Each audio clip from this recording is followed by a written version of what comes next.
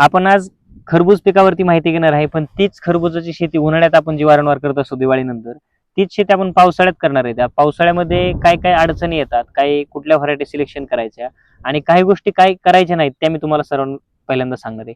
आता सगळ्यात पहिल्यांदा आपण व्हरायटी सिलेक्शन घेऊ, म्हणजे तुम्ही जे वाण निवडणार आहे तो कोणता निवडावा.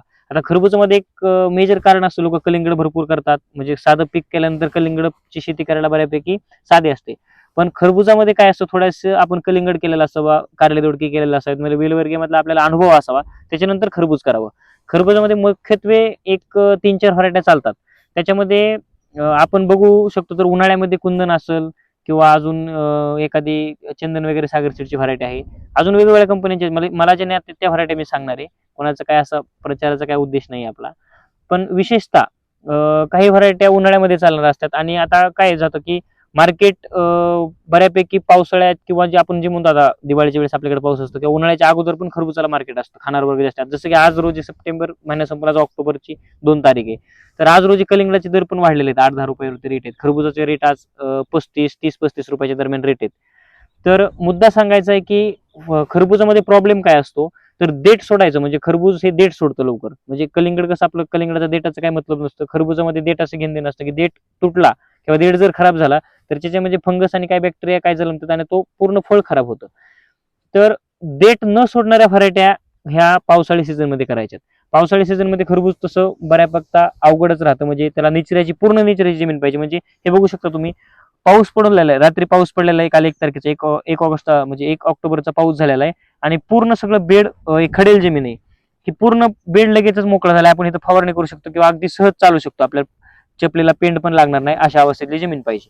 हे महत्वाचा मुद्दा घ्यायचा. माळरानाची जमीन असेल, खडकाळ जमीन असेल तर तिथं तुम्ही करू शकता. उत्तम निचऱ्याची जमीन पाहिजे.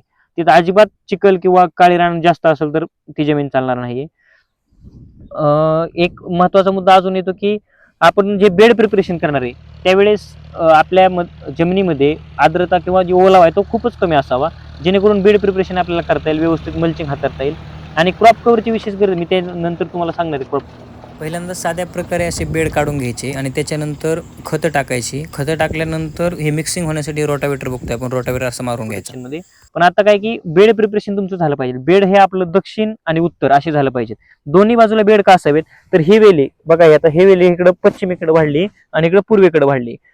बेड जर आपण दक्षिण उत्तर काढला तर दोन्ही म्हणजे वेली आहेत त्या पूर्वेकडे शक्यतो आपण लागवड करायची रोपांची, इकडं पश्चिमेकडे आणि पूर्वेकडे स्प्रेड होतात. ह्यानं काय होतं की सेटिंग व्यवस्थित होतं. तुम्ही सेटिंग बघा, इथं सेटिंग बघू शकता तुम्ही, हे सेटिंग व्यवस्थित झालेलं आहे फळांचं पूर्ण. ह्या साईडला सुद्धा आपण इथं बघू शकतो, हे पूर्ण ह्या मल्चिंग वरती सेटिंग झालेले आहे. इथं पण बघा, पूर्ण प्रत्येक वेलीला व्यवस्थित असं सेटिंग झालेलं आहे, हे बघू शकतो. हे मल्चिंग वर सेटिंग होण्याचा अजून एक फायदा मी तुम्हाला नंतर सांगणार आहे. आता लक्षात घ्यायचं की फक्त आपण कायम शेतकऱ्यांना ध्यानात ठेवायचं की दोन्ही साईडला वेली वाढल्या पाहिजे, जेणेकरून आपल्याला शक्य होईल तेवढं दक्षिण उत्तर लागवड करायची, हा मुद्दा राहतो. त्याच्यानंतर मल्चिंग वगैरे ड्रीप शेतकरी सगळं व्यवस्थित करतात. आता व्हरायटी सिलेक्शन कडे मी परत येतोय. व्हरायटी सिलेक्शन करताना देठ न सोडणाऱ्या व्हरायट्या करायच्या, म्हणजे पिकल्यानंतर परिपक्व ज्या वेळेस फळ होतं त्यावेळेस त्या व्हरायट्या ज्या काय असतात जुन्या व्हरायट्या वारंवार चालणाऱ्या की त्या देठ सोडतात. आणि आता नवीन व्हरायटी आलेल्या आहेत मार्केटमध्ये. आता नामदेव उमाजी सीडचं, पिरॅमिड सीडचं एक स्वीट म्हणून आलेलं आहे, किंवा सागर सीडचं पट्ट्यावालं विजय नावाचं एक खरबूज येतं. वेगवेगळ्या कंपन्यांकडे भरपूर आहेत, पण आपल्या ह्या 2 आमच्या भागामध्ये ह्या व्हरायट्या चालतात, सागर सीडचं विजय आणि स्वीट मून मी असं एक कॉम्पॅक्ट म्हणजे गोल शेप मध्ये फळ आहे, जास्त ओहल नाहीये. तर ते नेटिंग वगैरे त्याचं चांगलं पडतं, डबल नेटिंग पडतं आणि देठ सोडत नाही. तुम्ही अगदी फळाला जर धरलं, त्या देठाला जरी धरलं तरी फळ खाली पडत नाही. ते व्हरायटी सिलेक्शन करायचे. वेगवेगळ्या कंपनीच्या व्हरायटी असतील त्या तुम्ही सिलेक्ट करा. त्याच्यानंतर सीझन, आता सीझन बोलायचं राहिलं तर आता ऑक्टोबर पासून अगदी तुम्ही आम्ही ही लागवड आता आमची सप्टेंबरच्या 5 तारखेची लागवड आहे. उद्याच्या 5 तारखेला ऑक्टोबरच्या हिला 1 महिना पूर्ण होतो. तर 1 महिन्यामध्ये सेटिंग झालेलं आहे. थोडंसं लेट होतं काही काही वेळेस, पाऊस आता नेमकं सेटिंग काळात ह्याला पाऊस झालेला आहे, तरी पण सेटिंग भरपूर झालेलं आहे. आता फुलांची संख्या भरपूर आहे, नरकळी आणि मादीकळी दोन्ही भरपूर आहेत. तर मुद्दा लक्षात घ्यायचा आहे की आपण शक्यतो करून पावसाळ्यात व्हरायटी करताना असताना, म्हणजे पावसाळ्यात खरबूज करत असताना व्हरायटीचं भान लक्षात ठेवूनच आपण हे पीक करायचंय. कलिंगडामध्ये पण काही ठराविक व्हरायटी आहेत, त्या आपण दुसऱ्या व्हिडिओ बनवणार आहे. तसं तर खरबुजामध्ये बेड प्रिपरेशनचं तुम्हाला मी सांगितलं की दक्षिण उत्तर बेड करायचे. बेसलला भरताना काय करायचं मित्रांनो, खरबूज पीक हे शक्यतो करून झिंक जास्त लागतं, त्यामुळे बेडला भरताना 10-26-26 असेल, निंबोळीच्या 2 बॅगा टाकायच्या किंवा 3 बॅगा टाकायच्या. का टाकायच्या, तर ह्याला निमेटोडचा जरा प्रॉब्लेम असतो, म्हणजे निमेटोडला लगेच बळी पडतं. ती पेरूची जशी बाग असते, आपण मग अशी काही मागच्या ज्या व्हिडिओमध्ये सांगितलं की निमेटोडला बळी पडतो पेरू, तसंच खरबूज पण बळी पडतं. आपण त्याला विल्टिंग समजतो, तर ऍक्च्युली काय काय वेळेस ते विल्टिंग पण नसतं खरबूजाला.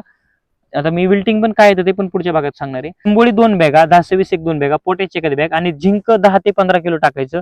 झिंकची कमतरता असते आणि झिंक जास्त लागतं सेटिंग काळामध्ये, खरबुजाला झिंक जास्त लागत असतं. आता याच्यामध्ये बिया लावायचे की रोपं लावायची, शक्यतो बिया टाळाव्यातच, कारण का खरबुजामध्ये एक समान सेटिंग झाले पाहिजे. एकाच वेळी सेटिंग व्हायची असेल तर तुम्हाला रोपे लागवड करायची. फिटमॉस मधली 102च्या कापामधली रोपं लावायची आणि रोपं एक 15 ते 13-14 दिवसात रोपं तयार होतात. त्या दरम्यानच आपण पूर्ण सगळं बेड प्रिपरेशन वगैरे करून घ्यायची. नर्सरी, चांगल्या नर्सरीच्या ठिकाणी किंवा चांगला हार्डनिंग करणारी नर्सरी असेल तिथे ऑर्डर द्यायची आणि 102च्या कपामध्ये पिटमॉस आणि कोकोपीट एकत्र असलेली रोपं तयार करायची. जेणेकरून पिटमॉस का वापरायचं की ज्यावेळेस आपण रोपं लावत असतो, शेतामध्ये लावत असतो, त्यावेळेस एक ट्रान्सप्लांटेशन शॉक बसत असतो. ट्रान्सप्लांटेशन शॉक म्हणजे ज्यावेळेस रोपं आपण पूर्ण लागवड करतो रोपांची, त्यावेळेस झटका बसतो म्हणतो आपण रोपांना, की रोप लवकर सेट होत नाहीत. तर पिटमॉस जर वापरलेला असेल तर त्याचा पिटमॉस EC आणि पीएच हा मेंटेन असतो. त्यामुळं जे काही न्यूट्रंट अपटेक करत असतं नर्सरी स्टेजला, ते चांगलं अपटेक करतं, प्रॉपर अपटेक करतं. आणि आपण ज्यावेळेस बेडवरती रोप लावणार आहेत त्यावेळेस हे होत नाही. आता ऑक्टोबर हिटला काही लोक रोपं लावणार आहेत, एकदम एवढं टेम्परेचर राहणार आहे, आता पावसाचं ढगाळ वातावरण दिसतंय आपल्याला बऱ्यापैकी, पण त्याच नंतर काय होणार आहे की थोड्या दिवसात अचानकच हिट वाढणार आहे वातावरणामध्ये. त्यावेळेस आपल्याला हार्डनिंग झालेलं किंवा पिटमॉस मधली रोपं चांगली तग धरून राहतात. बेडच्या रोपं लावताना हे मध्ये ड्रिपर हातरलेलं आहे, याच्या पूर्वेकडल्या साईडला लावायचं आणि 1.25 फुटावर अंतर, अंतर पण सांगायचं राहिलं तुमच्या बेड प्रिपरेशन मध्ये की 1.25 फुटावर याचं अंतर ठेवायचं आणि 6.5 ते 7 फूट अंतर पाहिजे बेडचं तुमचं. त्याच्या वेळेस तुमचं सगळ्या गोष्टी मेंटेन होणार आहेत. म्हणजे मेंटेन म्हणजे काय की मग सांगितलं जास्त दाटी नाही झाली पाहिजे. आता 1 महिन्याची वेली अजून 10 दिवसांनी 8 दिवसांनी पूर्ण पॅक होणार आहे, त्याच्यामुळे 7 फूट अंतरच पाहिजे. हे सगळ्यात महत्वाचा की पॉईंट आहे की तुमचं 7 फूट आणि 1.25 फूट ते 1.5 फूट तुमचं रोपांमधलं अंतर पाहिजे. 5,500 रोपं बसवायची, जास्त रोपं बसवायच्या भानगडीतच पडायचं नाही, जेणेकरून आपल्याला पुढे दाटी न होता फ्रुटिंग व्यवस्थित होईल, भुरीसारख्या रोगाला बळी नाही पडणार रोपं. ह्याच्यानंतर आळवणीचा मुद्दा येतो. 3 दिवसानंतर आपण आळवणी घेऊ शकतो. आळवणीमध्ये आपण स्टार्टअप आहे किंवा 19-19 आणि एखादं बुरशीनाशक मेटॅलॅक्झिल किंवा रोको थायप्रॉनिड मिथाइल आपण घेऊ शकतो. सिस्टमिक एखादं बुरशीनाशक घ्यायचं आणि शक्यतो करून 0, 20, 40 आणि 60व्या दिवशी खरबुजामध्ये, मी 60व्या दिवशी पण मुद्दा लक्षात घेतोय, 75व्या दिवशी खरबूज तुटतं, तर 60व्या दिवसापर्यंत आपल्याला बुरशीनाशक देते. ट्रायकोसोडोबॅसिलस एकत्र असेल तरी चालतं किंवा वेगवेगळं असेल ट्रायको आणि सुडो तरी आपण आळवणी त्याची घ्यायची किंवा खालून बेडमधून ड्रिप मार्फत दिलं तरी चालते. पण केमिकल अगोदर घ्या. तुम्हाला जर पूर्ण हे म्हणजे आता लोक सांगतात की बाबा हा केमिकल पण सांगतोय आणि जैविक पण सांगतोय, पण मित्रांनो जर तुम्हाला क्विक लगेच रिझल्ट पाहिजे असेल तर तुम्हाला मॅट्रिलेक्झिल रोको किंवा ॲलेट हे घेतलंच पाहिजे. का तर जैविकला वेळ लागतो, थोडस डिले होतं, म्हणजे प्रोसेस त्याची हळूहळू असते. 100% रिझल्ट भेटतो, पण तुमची जमीनच तशी पहिल्यापासून असेल तर तुम्ही जैविक वापरा. पण दोन्ही कॉम्बिनेशन पाहिजे. तुम्हाला अचानक जर लगेचच बाबा रिपोर्ट पाहिजे असेल किंवा रोग दिसलाय, तुम्ही जर जाणकार आहात, खरबूज लावता तुम्ही जाणकार आहात, तुम्हाला लगेचच रिपोर्ट पाहिजे असेल तर तुम्ही केमिकलचा वापर करायचा आहे. त्याच्यानंतर आळवणीमध्ये सांगितलं तुम्हाला एखादं बुरशीनाशक पहिल्यांदा घ्यायचं, नंतर दुसरे हॉलेनफ्लेक्झी किंवा एफएस फॉर्म मधलं आपलं एफएस फॉर्म मधलं जे थायमिथोक्झाम आहे ते सुद्धा तुम्ही घेऊ शकता. आणि बेनेवियाचा स्प्रे घ्यायची लोक म्हणतात गरज आहे का, जो टोमॅटोमध्ये मिरचीमध्ये घेत तर घ्या तुम्ही. याच्यामध्ये पण बेनेविया सारखं किंवा पाहिजे सिमोडिस सारखं सिजेंटाचं औषध आहे ते तुम्ही घेऊ शकता. आणि पहिली फवारणी काय करायची तर साप पावडर, रोपं लावल्यानंतर साप पावडर. ह्या वातावरणात काय असतं की जास्त करून ओलावा किंवा ह्युमिडिटी जास्त असते, तर कॉन्टॅक्ट आणि सिस्टेमिक असं दोन्ही बी एकत्र असलेलं रेडोमिल गोल्ड किंवा साप पावडर UPLचं हे तुम्ही फवारणीमध्ये घेऊ शकता. ज्यानं काय होते, फुलं जे दिसतात तुम्हाला मित्रांनो, ही अशी आता तुम्हाला कुठेतरी जाणवायला लागले ह्याच्यामध्ये जसं डॅमेज व्हायला लागले, तर हे किंवा हे साप पावडर घेत असताना, रेडोमिल गोल्ड घेत असताना त्याच्यामध्ये एखादं सिलिकॉन घ्यायचं, ऍडव्हान्स सारखं काजू सारखं एक सिलिकॉन चांगल्या पद्धतीचं आहे, सिलिक्झॉल वगैरे प्रिव्ह्यूचं, हे तुम्ही ह्याच्यामध्ये घेऊ शकता. हे मी औषधांची नावं का सांगतोय की ही तुम्हाला फायद्याची. आता हे समोरचं इथं जर फुल बघितलं नसेल तर ह्याच्यामध्ये चांगल्या प्रकारे एकदम फुललेलं फुल आहे, पण ते जर पावसाने खराब होऊ शकतं ते. त्याच्यामुळे ह्याच्यामध्ये काळजी घ्यायचं कारण एक म्हणजे तुम्हाला सांगायचा मुद्दा लक्षात येतो की पावसाळ्यामध्ये फवारणी करत असताना सिलिकॉन हे तुमचं कंटिन्यूस गेलं पाहिजे. राठफणा त्या ह्याच्यामध्ये आला पाहिजे, आपल्या पानांमध्ये आला पाहिजे, फुलांमध्ये आला पाहिजे, ताकद भेटली पाहिजे. त्याच्यासाठी त्या फवारणीचं सांगितलं. आळवणीचं 1-2 तुमच्या जसं दुकानदार सांगेल किंवा एखादा कन्सल्टंट असेल तसं सांगेल. मी पण आळवणीसाठी एखादा सेपरेट व्हिडिओ बनवून त्यामध्ये अजून सांगेल. आणि अजून क्रॉप प्रोटेक्शन मध्ये आपण येतो की 8 दिवसानंतर 4 दिवसानंतर आपण क्रॉप कव्हर करायचा. तर क्रॉप कव्हर करायची शक्यतो ह्याच्यामध्ये आवश्यकता भासत नाही उन्हाळ्यामध्ये. पावसाळ्यामध्ये, उन्हाळ्यामध्ये त्याची गरज पडते कारण की टेम्परेचर जास्त असतं. ह्याच्यामध्ये जर आपण क्रॉप कव्हर जर केला तर आर्द्रतेचं प्रमाण जास्त असतं आणि पावसाचं पण प्रमाण ह्या दिवसात जास्त असतं. आपल्याकडं पश्चिम महाराष्ट्रामध्ये परतीचा मान्सून आता सुरू झालेला आहे, परतीचा मान्सून जास्त असतो. त्याच्यामुळे आपल्याला जास्त करून की हे करता येणार, क्रॉप कव्हर करता येणार नाही. आर्द्रतेचे त्याच्यामुळे भुरीसारखं रोग किंवा एखादं दुसरं डावणे वगैरे आपल्याला जास्त अटॅक करू शकतो. आणि क्रॉप कव्हरमुळे चिपकून राहायला ह्याला की ह्याचं व्यवस्थित फोटोसिंथेसिस होणार नाही, काय होणार नाही, त्याला प्रॉब्लेम येणार आहेत. क्रॉप कव्हर हा दिवाळीनंतर तुम्ही उन्हाळ्यातच करू शकता. क्रॉप कव्हरचे फायदे मी तुम्हाला सांगायचं तर इन्सेक्टचं ज्यावेळेस आपण क्रॉप कव्हर करत असतो पूर्ण, त्यावेळेस किडी कुठल्याच त्याला आतमध्ये राहत नाहीत आणि टेम्परेचर ±5 डिग्री ते मेंटेन करतात आतमध्ये क्रॉप कव्हर. त्या फक्त पावसाळ्यामध्ये नाही केला तरी चालतोय क्रॉप कव्हर. मी तुम्हाला छाती डोकपणे सांगू शकतो, हा 1 महिन्याचा प्लॉट आहे, याला काही मला काही गरज वाटलेली नाही. कुठेतरी नायट्रोजन ऍक्सेस झालेला दिसतोय मला की शेंडा वरती चाललेला दिसतोय, त्यावेळेस आपण 0.34 वगैरे सेटिंग मध्ये आपण देऊ शकतो. आणि मॅच्युरिटी साईन आता ह्याच्यानंतर ज्यावेळेस येते पावसाळ्यामध्ये प्रॉब्लेम काय असतो की मॅच्युरिटी साईन ओळखायची किंवा काय, आपण व्हरायटीज अशी करतोय की देठ न सोडणारी व्हरायटी करतोय. ज्यावेळेस पूर्ण उभी नेटिंग खरबुजाची आणि आडवी नेटिंग पूर्ण परिपक्व भरीव होईल त्यावेळेसच आपण मॅच्युरिटी साईन त्याची ओळखायची आणि हार्वेस्टिंग करायचे. आता ह्याच्या व्हरायटी आहेत, आपण जे बोलतोय की सागरची विजय आहे किंवा पिरॅमिड सीडची जी स्वीट मून आहे, तर ह्या व्हरायट्या डेट सोडत नाहीत. ह्यांचा फायदा एक आहे की तुमचं फळ परिपक्व जरी झालं तरी मार्केटला नेईपर्यंत 2 दिवस किंवा तिथून पुढे कस्टमर पर्यंत जायपर्यंत 3-4 दिवस, अगदी कलिंगडासारखं 7-7, 8-8 दिवस ह्या व्हरायट्या राहतात. आता ही जी विजयची सागरशीरची जी विजय आहे ना, ती बऱ्यापैकी डेट सोडते, पण तिला सीझन चांगला असेल किंवा क्लायमेटिक कंडिशन नंतर हार्वेस्टिंगच्या वेळेस काही क्लायमेट नसणार आहे. आता ही आम्ही अर्ली लावलेली व्हरायटी ही पूर्ण डेट सोडतच नाही. म्हणजे तुम्ही अगदी घरामध्ये 8-8, 10-10 दिवस फळ जरी ठेवलं तर हे फळ खराब होत नाहीये.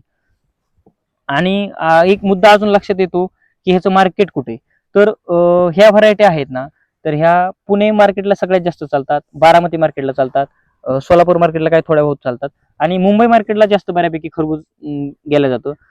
आणि त्याच्यामध्ये मार्केटमध्ये सगळ्यात महत्वाचं सांगायचं राहतं की ह्या व्हरायट्या कडक आहेत, क्रंची आहेत, त्याच्यामुळे मार्केटमध्ये नेताना कॅरेटमध्ये जरी तुम्ही पूर्ण भरल्या तरी त्या पूर्ण खराब होत नाही. म्हणजे लूज जरी माल न्यायचा म्हणलं तरी हा माल चालू शकतो स्वीटमूनचा. विजयचा सुद्धा माल बऱ्यापैकी लोक नेतात, हा लूज माल नेतात. लूज सुद्धा विजय सुद्धा प्रीमेच म्हणजे पिवळं जरी जाणं नॉर्मल झालं तरी बऱ्यापैकी ते ह्याच्या अवस्थेत असतं, म्हणजे मॅच्युरिटीच्या अवस्थेत असतं, तोडलं तरी चालते. आणि अजून एक महत्वाचा मुद्दा राहतो की सेटिंग काळामध्ये घ्यायची काळजी. तर पावसाळ्यामध्ये काय होत असतं, कंटिन्युअस पाऊस पडत असतो, त्यावेळेस शेतकरी हातबल असतात की बाबा सेटिंग होतं का किंवा काय होतं का. तर आता तुम्ही बघताय गेल्या 28 तारखेपासून आज 2 तारीख आहे ऑक्टोबरची, तर कंटिन्युअस पाऊस चालू आहे, याच्यामध्ये पूर्ण सेटिंग झालेलं आहे. सेटिंग ही व्हरायटीज अशा आहेत की ही जुन्या काळात शेंदड असायचे किंवा शेण्या असायच्या त्या टाईप मधली ही व्हरायटी आहेत, म्हणजे खरबूज आहेत की ते नॅचरली सेटिंग होऊन जातं, अशी काही त्याला विशेष गरज नाही. ह्या दिवसात सुद्धा माशीनं सेटिंग म्हणजे माशीची गरज असते काही बहुतांशी, तर माशी फिरते, बऱ्यापैकी माशी फिरलेला आहे, त्यामुळे सेटिंग झालेलं आहे. सेटिंग मध्ये झिंकचा स्प्रे वरून जाणं महत्वाचं आहे. आणि हानिकारक काही केमिकल आहेत ते वापरायचे नाही मित्रांनो. माशी जगली पाहिजे, माशी जगली तरच आपलं भविष्य पुढं चांगलं राहणार आहे, नाहीतर माशी नाही जगली तर आपण अंधारमय होऊन जाऊ. माशी टिकली पाहिजे, संध्याकाळच्या वेळेस फवारणी केल्या पाहिजे. डस्क टाइम असतो, म्हणजे 5 ते 6 वाजायचा जो वेळ असतो त्याच्यामध्ये आपण फ्युजन सारखं इमामेक्टिन असेल किंवा निमतेल असेल तर ते फवारण्या करायच्या, जेणेकरून अंडी सुद्धा मरली जातील, त्यांची अंडी सुद्धा पूर्ण एक्सपोज होऊन जातील अंडी त्याची, आणि जी काय आळी असेल, लार्वी असेल छोटी छोटी, ती सुद्धा मेल्या जाईल. आणि अटॅक काय होतो ह्याच्यामध्ये, भुरीचा आणि डावणीचा जास्त अटॅक होतो खरबुजामध्ये. तर भुरी येण्याचे चान्सेस कधी असतात, ज्यावेळेस सेटिंग होत असते आणि नेटिंगचा पिरियड असतो. आता सेटिंग एक पिरियड असतो खरबुजामध्ये महत्वाचा, आणि नेटिंगचा एक, ज्यावेळेस फळ मोठं होतं त्यावेळेस नेटिंग पडत असते. काही वेळेस काय होतं, अचानक थंडी पडेल. आता आज रोजी जे लोक खरबूज लावणार आहेत ती थंडीमध्ये सेटिंग जाणार आहे, तर थंडीमध्ये काय होतं की लोक बोलतात की क्रॅकिंग गेले, तर हा प्रॉब्लेम होतो. त्यावेळेस काय होतं, बोरॉन वरून लिक्विड काय बोरॉन आलेले आहेत ते लगेच स्प्रे घ्यायचा, झिंकचा आणि बोरॉनचा लगोलग स्प्रे घ्यायचा, जेणेकरून ते क्रॅकिंग तुमचं वाचल्या जाईल. किंवा आपलं जे आपण म्हणतो असतो शेतकरी स्ट्रेसमध्ये गेले, एखादं झाड स्ट्रेसमध्ये गेले किंवा काही प्रॉब्लेम आलेला आहे, तर आपण तो स्प्रे घेऊनच रिकवर करू शकतो. एकतर तुम्ही वेसलमध्ये खतं द्या किंवा वरून स्प्रेची खतं द्या. आता लिक्विड नॅनो टेक्नॉलॉजीमध्ये वेगवेगळे भरपूर खतं आलेले आहेत मार्केटमध्ये, वेगवेगळ्या कंपनीचे भरपूर मात्रेत अवेलेबल आहेत की ते ज्याच्या शिफारशीनुसार तुम्ही बोरॉन, झिंक, कॅल्शियम चिलेटेड मधला असेल किंवा लिक्विड मधला असेल, नॅनो टेक्नॉलॉजी मधला असेल, हे तुम्ही स्प्रे घेत चाला. ह्या सांगायची गरज काय की वारंवार शेतकऱ्यांना सांगून की रोग पडल्यानंतर लोक फवारणी घेत असतात, तर खरबूजमध्ये बिलकुल चालत नाही. तुम्ही जर पावसाळ्यामध्ये शेती करत असाल खरबूजाची, तर तुम्हाला प्रत्येक फवारणी ही प्रिव्हेंटिव्हच गेली पाहिजे. तुम्हाला विदाऊट म्हणजे काय म्हणतात की इन्फॉर्मेशन किंवा काय तुम्हाला कुठलीच म्हणजे माहिती नाही गोष्ट, ती सुद्धा फवारणी विशेषतः टाळायची.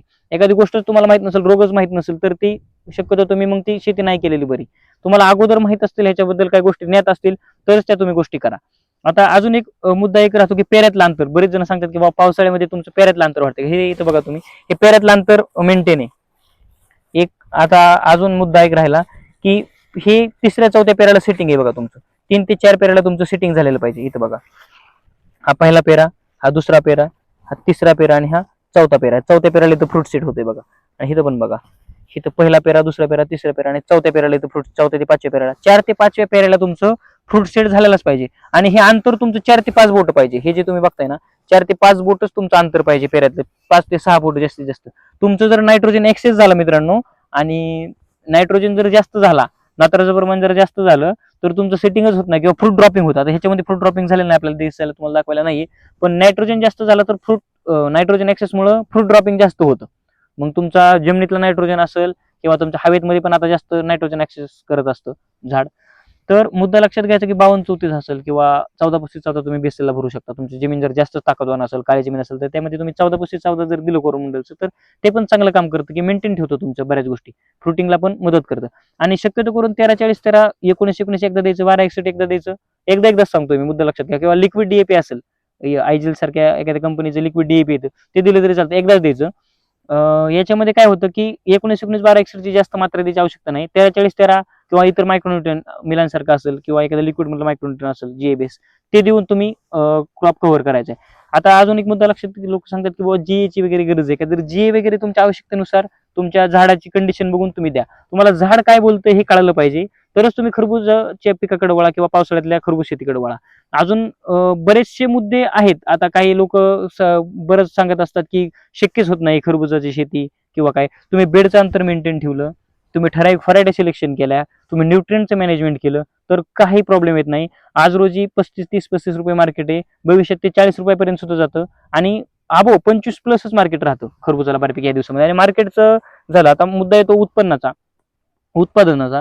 तर उत्पादनामध्ये एक व्हरायटी आहे की थोडंसं कमी उत्पन्न उन्हाळ्याच्या कम्पेअर करता ह्या दिवसामध्ये थोडंसं मार्केट कमी भेटतं तुम्हाला, आणि थोडंसं यील्ड पण कमी येतं, उत्पन्न पण कमी येतं. तर एक ॲव्हरेज ऑन एन एक 13 टनापासून 17 टनापर्यंत आम्ही 3 वर्षाचा आम्हाला एक्सपिरियन्स आहे पाठीमाग, म्हणजे पावसाळ्यातल्या खरबूज शेतीचा 3 वर्षापासून आम्ही करतोय. तर 13 टनापासून 18 टनापर्यंत आम्ही माल काढलेला आहे. ह्याच व्हरायटीला गेल्या वर्षी काढलाय आम्ही, अर्ध्या एकरामध्ये 9 टन माल काढलेला आहे. आमची हार्वेस्टिंग मला वाटतं नोव्हेंबरच्या एंडला झाली, म्हणजे ह्याच दरम्यान पिरियड होता, नोव्हेंबर एंडला हार्वेस्टिंग झाली होती. तर एक ओव्हरऑल तुमचं कॅल्क्युलेशन बघता तुमचं, आणि बुक किपिंग पाहिजे तुमच्याकडं. म्हणजे तुम्ही जेवढं शेड्यूलमध्ये देताय, लिहिताय, किंवा काय तुम्ही जे स्प्रे करताय, फर्टिगेशन देताय, तुमचं शेड्यूल सगळं फिक्स पाहिजे. त्याच्यानंतरच तुम्ही याच्यामध्ये वळू शकता. कट करा.